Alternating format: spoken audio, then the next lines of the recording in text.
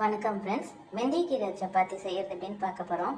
ஒரு பெரிய கட்டு வெந்தயக்கீரையை ஆஞ்சி அலசி பொடியாக நறுக்கி வச்சுக்கிட்டு, ஒரு பெரிய வெங்காயத்தை பொடியாக நறுக்கி வச்சு, சில்லி 2-3 பொடியாக நறுக்கி வச்சுக்கோங்க. ஒரு பெரிய கப்பில் கோதுமை மாவு எடுத்திங்கன்னா 1/4 கப்பு கடலை மாவு இல்லை 2 டீஸ்பூன் கடலை மாவு போதும். எல்லாத்தையும் சேர்த்து உப்பு காரப்பொடி தேவைக்கேற்ப போட்டுக்கோங்க. இது எல்லாத்தையும் சேர்த்து நல்லா கலந்து விட்டுக்கிட்டு தண்ணி தெளித்து பிசையணும்.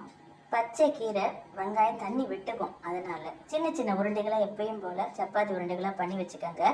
மாவு தொட்டு நல்லா வட்டமாக இட்டு உள்ளுக்குள்ளே 1 ஸ்பூன் எண்ணெய் விட்டு மடிச்சிருங்க. ரொட்டியை இந்த மாதிரி மடிச்சுட்டு முக்கோண வடிவில் திருப்பி போட்டுட்டு நல்லா திருப்பி தேய்ச்சி விடணும். நல்லா மெலிசாக இட்டு நல்லா நல்லா சூடானோம். அப்போ தான் நல்லாயிருக்கும்.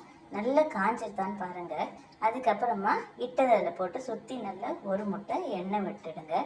திருப்பி போடணும். நல்ல ப்ரௌன் கலராக வராது. இப்படியும் அப்படியே திருப்பி போட்டுக்கோங்க. இதோட வெங்காய ராய்த்தாவும் புதினா சட்னியும் சூப்பராக இருக்கும்.